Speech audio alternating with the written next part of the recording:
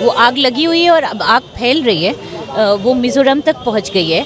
आज मिज़ोरम में से मैती भाग के मणिपुर आने की कोशिश कर रहे हैं। तो अगर आग बुझाई नहीं जाएगी तो आग फैलेगी।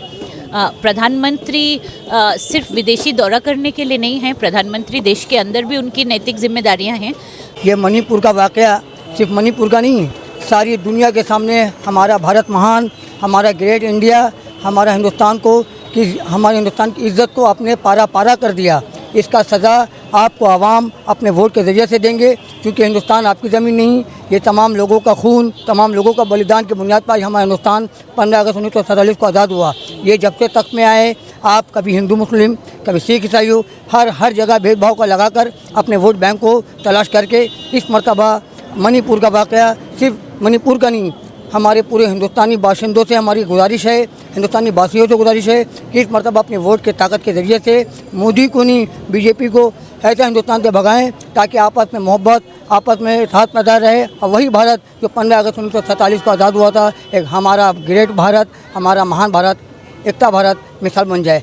उनके पिछले 3 महीने में लगातार कुकी को आतंकवादी कहना, नार्को टेररिस्ट कहना, म्यांमार के घुसपैठिए कहना, तो ये जो बयानबाजी है वो आग में घी डालने वाली बयानबाजी है। जब रोम जल रहा था तो नीरू बांसुरी बजा रहा था, तो हमारे जो वज़ीर आज़म हैं वो गैर मुल्की दौरा कर रहे हैं, घर में आग लगी है वो गैर मुल्की दौरा कर रहे हैं, रेड कार्पेट रिसेप्शन ले रहे हैं, तो ये इसको अफसोसनाक शर्मनाक बात कही जाएगी और क्या कहा जाएगा। सास बहू वाली स्मृति ईरानी का बयान आता है कि मणिपुर में जो हो रहा है उसके जिम्मेदार राहुल गांधी हैं। कैसे देखती हैं इस बयान को? देखिए, वो उसका बयान का जवाब बहुत लोग दे चुके हैं कि भाई स्मृति ईरानी राहुल गांधी से ऑब्सेस्ड हैं और सारी दुनिया में कुछ भी हो रहा हो तो वो उसको राहुल गांधी तक ले आती हैं।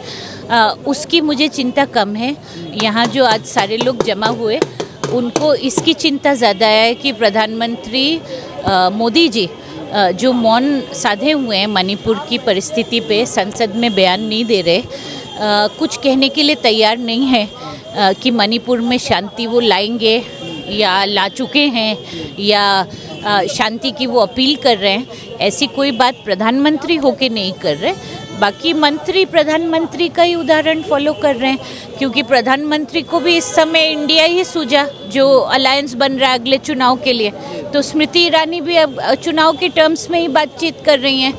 तो प्रधानमंत्री होके सरकार चलाने की जो जिम्मेदारी है उसको प्रधानमंत्री भी भूल रहे हैं और उनके एग्जाम्पल से बाकी उनके मंत्री भी भूल रहे हैं। मैम, 4 मई से मणिपुर जल रहा है और 4 मई से लेकर आज तक प्रधानमंत्री 4 विदेशों का दौरा कर चुके हैं, लेकिन मणिपुर नहीं जाते हैं। कैसे देखती हैं? नहीं, तो मणिपुर में जो वायलेंस हो रहा है 3 महीने से वो बंद नहीं हुआ, वो आग लगी हुई है और अब आग फैल रही है, वो मिज़ोरम तक पहुंच गई है। आज मिज़ोरम में से मैती भाग के मणिपुर आने की कोशिश कर रहे हैं। तो अगर आग बुझाई नहीं जाएगी तो आग फैलेगी। प्रधानमंत्री सिर्फ विदेशी दौरा करने के लिए नहीं हैं, प्रधानमंत्री देश के अंदर भी उनकी नैतिक जिम्मेदारियां हैं। और बीरेन्द्र सिंह को उनको खुद ही कहना चाहिए कि मुख्यमंत्री बीरेन्द्र सिंह इस्तीफ़ा दें। बतौर प्रधानमंत्री उनको ये कहना चाहिए, क्योंकि चीफ मिनिस्टर तो वहाँ अभी तक शांति नहीं ला पाए। चीफ मिनिस्टर मणिपुर के कहते एक बहुत शर्मसार बयान उनका होता है मीडिया में कि ये तो एक मामले का वीडियो अभी सामने आया, ऐसे मणिपुर में 100 मामले पड़े हुए हैं। एक मुख्यमंत्री के मुंह से इस तरह का बयान कितना सही लगता है? तो उसी से पता चलता है कि मुख्यमंत्री का वहाँ शांति लाने का कोई इंटेंशन नहीं है।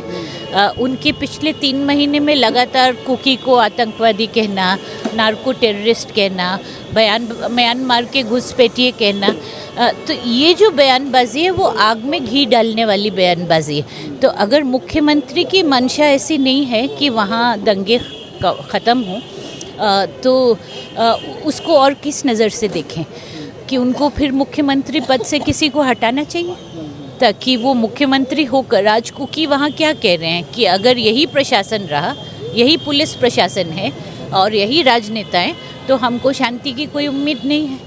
आज एक आखिरी सवाल ये करूँगा मैम कि 2014 से लेकर 2023 तक प्रधानमंत्री और भाजपा की तरफ से कई वादे किए गए।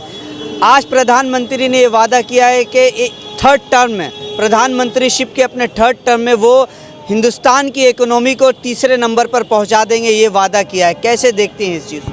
देखिए, ऐसा है, वो पुराने वादे कई भूल जाते हैं। कहाँ स्मार्ट सिटी से लेके कितनी कितनी चीज़ों के वादे शुरू हुए थे और पुराने भूल के नए वादे हो जाते हैं। बात उसकी नहीं है, बात इसकी है कि वो उसके साथ चुनाव में यूसीसी की भी बात कर रहे हैं, तो जाहिर है कोई गवर्नेंस के मुद्दे पे वो चुनाव लड़ने की मंशा तो नहीं दिखा रहे, क्योंकि यूसीसी पे उनका बयान काफ़ी साफ है।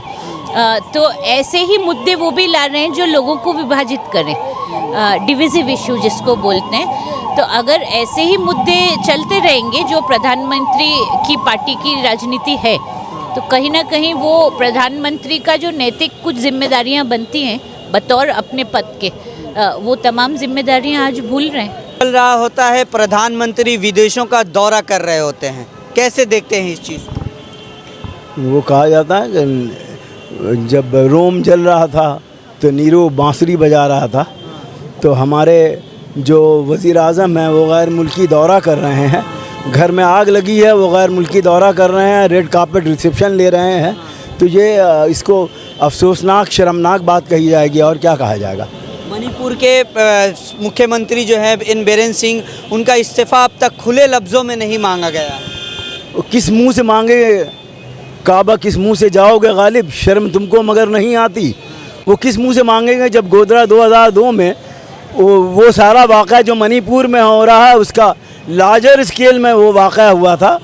वो गोधरा में जब 2000 से 3000 लोग मारे गए थे, हज़ारों औरतों की असमत लूटी गई थी। यहाँ तो 200 लोग ही मरे हैं और यहाँ 200-400 की असमत दरी हुई है। मणिपुर में जिन दो महिलाओं को निर्वस्त्र करके रास्तों पर घुमाया गया, उसकी तस्वीर, और बिल्किस बानो जो गुजरात में मामला हुआ था 2002, उनकी तस्वीर, इन दोनों तस्वीरों को सोशल मीडिया पर वायरल किया जा रहा है और कहा जा रहा है कि ये दोनों मामले सेम है। कैसे देखते हैं इस चीज़ को? Same, Manipur is a smaller scale में है और गोधरा जो हुआ था वो लार्जर स्केल में था, बहुत लार्जर स्केल में था। गोधरा में उस ज़माने में वीडियो वगैरह इतना पावरफुल मीडियम नहीं था जो उसके वाक़यात को और ज़्यादा मुश्तहर किया जा सकता। गोधरा के वाक़यात आज अभी चूँकि मीडिया ज़्यादा मजबूत हो गया है, इसलिए ये तमाम वाक़यात सामने आए। वो भी इस तरह के इंटरनेट को इन लोगों ने बंद कर दिया था, ख़बर नहीं फैले। इन लोगों की स्टेट टेररिज्म जो हुआ कश्मीर में 370 को हटाने के बाद 2 साल तक कंप्लीट इंटरनेट और मीडिया टोटली बैन कर दिया गया, क्लैम्पडाउन किया गया। ये इंसानियत सोज हरकत है ये हुकूमत की, और इसने हर जगह वही चीज़ लागू करने की कोशिश की है। और दुनिया, ह्यूमन राइट्स जितने हैं दुनिया में, सब इससे काफ़ी मजम्मत कर रहे हैं हिंदुस्तान की। आपका सवाल तो शायद मोदी भूल गए होंगे कि इंडिया डेमोक्रेसी कंट्री है। वो ऐसे लगता है कि बीजेपी की पूरी हिंदुस्तान है। उनको ये मालूम नहीं है कि यही हिंदुस्तान हिंदू, मुस्लिम, सिख, ईसाई सबों ने मिलकर अंग्रेज़ों को भगाया। वो दिन दूर भी नहीं कि 2024 में तुम्हारा सफाया ज़रूर होगा, इसलिए कि यहाँ हिंदू, मुस्लिम, सिख, ईसाई, ये मणिपुर का वाक़या सिर्फ मणिपुर का नहीं है, सारी दुनिया के सामने हमारा भारत महान, हमारा ग्रेट इंडिया, हमारा हिंदुस्तान को, कि हमारे हिंदुस्तान की इज़्ज़त को आपने पारा पारा कर दिया।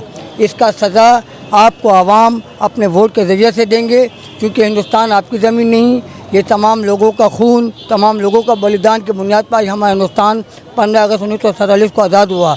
ये जब से तख्त में आए, आप कभी हिंदू मुस्लिम, कभी सिख ईसाई हो, हर जगह भेदभाव का लगाकर अपने वोट बैंक को तलाश करके इस मर्तबा मणिपुर का वाक़या सिर्फ मणिपुर का नहीं, हमारे पूरे हिंदुस्तानी बाशिंदों से हमारी गुजारिश है, हिंदुस्तानी वासियों से गुजारिश है कि इस मर्तबा अपने वोट के ताकत के ज़रिए से मोदी को नहीं, बीजेपी को ऐसा हिंदुस्तान से भगाएं ताकि आपस में मोहब्बत, आपस में इत्तेहाद पैदा रहे, और वही भारत जो 15 अगस्त 1947 को आज़ाद हुआ था, एक हमारा ग्रेट भारत, हमारा महान भारत, एकता भारत मिसाल बन जाए। उसके लिए आपका वोट मशीन जो 2024 में कभी ये राहुल गांधी को इल्ज़ाम लगाते हैं, कभी ये ममता बनर्जी को इल्ज़ाम लगाते हैं, कभी येचुरी को इल्ज़ाम लगाते हैं, जिसका नाम समझ में आता है इन लोग इल्ज़ाम लगाते हैं। और इन लोग अपने अपने गिरेबान बिल्कुल नहीं झांकते।